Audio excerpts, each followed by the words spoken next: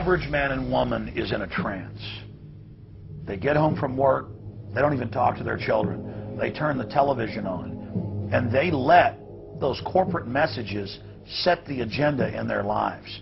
If we want a revolution against these social engineers and this scientific dictatorship, we have to start getting back to basics. Having barbecues, knowing our neighbors, loving our husbands and wives, spending time with our children, and getting back to real human culture. This false corporate culture has been superimposed over our daily lives. The public is literally under a trance.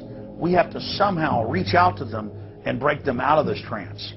And as the globalists destroy our standard of living and bring in their police state, a lot of people are beginning to wake up and realize that what they've been told all their lives was a lie. But it's essential that we, the people, are there to reach out to our fellow Americans and our fellow human beings and show them the truth. But the scientific dictatorship needs more than just a secret police network to carry out their plan. Citizen spies at every level of society have been recruited to keep their eyes and ears focused on everything their neighbors and co-workers are doing and saying. More than 50,000 private sector executives have been recruited by FEMA to secretly serve as deputy FBI informants under the InfraGard program. Either you are with us or you are with the terrorists. The scam was launched as a simple bait and switch. The government recruited the public by telling them that they were needed in the fight against Al-Qaeda. But from day one, over 90% of their training and operations focus on demonizing, surveilling, and harassing anyone who stands against their takeover. The Department of Homeland Security calling on firefighters to take on a new role in the war on terror. The idea to be the eyes for the U.S. government when they're inside a home. Now, unlike police officers, firefighters don't need a warrant to go into private houses. And critics say that's where things get sticky. Cable company repairmen, truck drivers, maid services, and hundreds of other professions that go inside homes and businesses without warrants are now on the government's payroll as citizen snitch spies. But Big Brother doesn't stop there. Children are being indoctrinated inside the public schools nationwide to spy on their parents. You can give information without having to give your name. You guys can get paid for good tips up to $200. The New York Times praised public school programs in the United States and England that are training children to report their parents for eco-crimes, like taking a hot bath or letting the water run while you brush your teeth. All of that violates their carbon footprint credit allotment.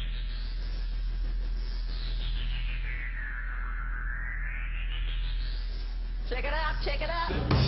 And that's where we come in. We're the carbon cops and we're on the lookout for energy wasters. Our job is to get all Australian households to cut their carbon emissions. So Carbon Cops is a program that looked at energy use in a domestic sense. We went into people's houses and got them to reduce their energy use by 50%. Sadly, the Boy Scouts of America have now contracted with the Department of Homeland Security and are now training more than 20,000 Boy Scouts in anti-terror, urban warfare mount training. The federal grants are very specific.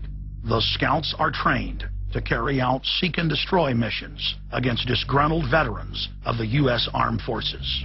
Good evening, everyone. Homeland Security is enlisting some unlikely new recruits to fight terrorism and help with other emergencies. The Girl Scouts.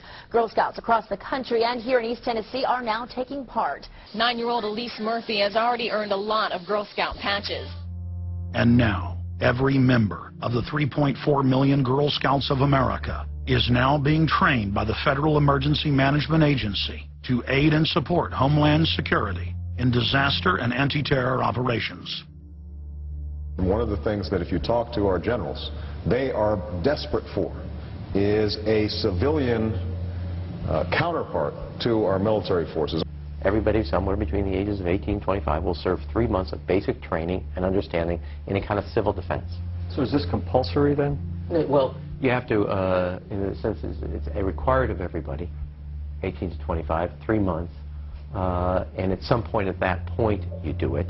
Creating citizen armies in one way is, you know, it's disgusting, because what you do is you get young kids and you can mold their minds easily, and we saw them chanting and crying, and they'll follow any leader, whether it's in a black shirt, a brown shirt, a red shirt, whatever the shirt might be.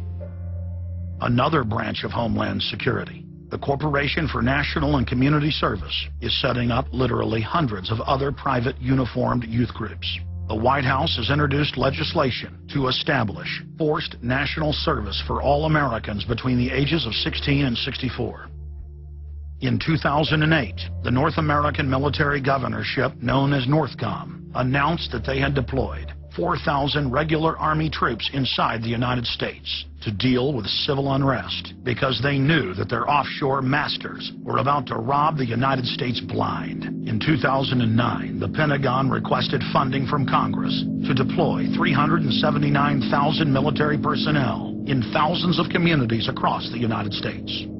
And now, legislation has been introduced in Congress to expand a system of FEMA concentration camps across the United States under the National Emergency Centers Act, H.R. 645. The Republic is hanging by a thread.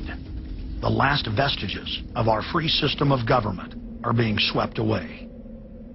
You know, you got time to watch baseball, you got time to watch football, you got time to entertain yourself, but I think a knowledgeable public we're losing, and we've got to get people back on track to paying attention, because if you don't pay attention to your government and what they're doing, you're going to pay some dire consequences for it. Unless we become active and become influential in the power centers of society, there's nothing we can do about it. Just knowing about it is not enough. And as long as we are given at election time an option between the Republican candidate or the Democrat candidate, both of whom have been selected by members of the Council on Foreign Relations and both of whom have the same general policies, that's not going to change anything either. So the real issue is, so what? And the answer is we've got to recapture control of the power centers of society.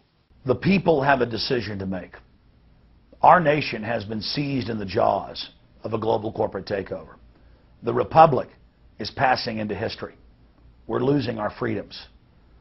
And it's up to every man, woman, and child in the United States to decide whether we're going to be fooled by the slick propaganda of the social engineers or whether we're going to restore the Republic. The values expressed by our founding fathers in the Declaration of Independence and other documents are very important to these times, and it's now our chance to manifest those documents. Now is the time for all good men to come to the aid of their country, because the country is being stolen from us in broad daylight. Not only stolen metaphorically, but financially as well. The numbers don't lie.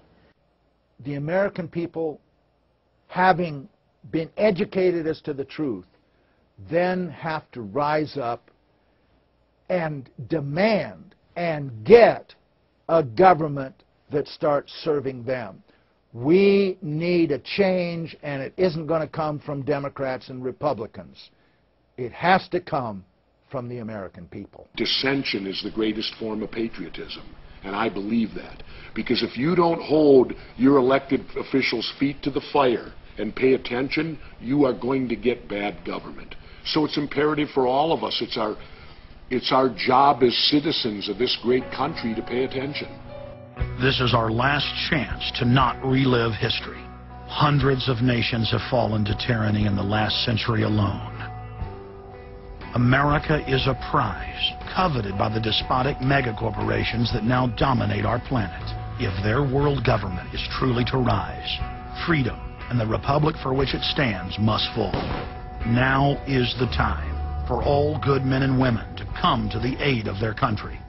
One of the greatest events in history is taking place before our very eyes.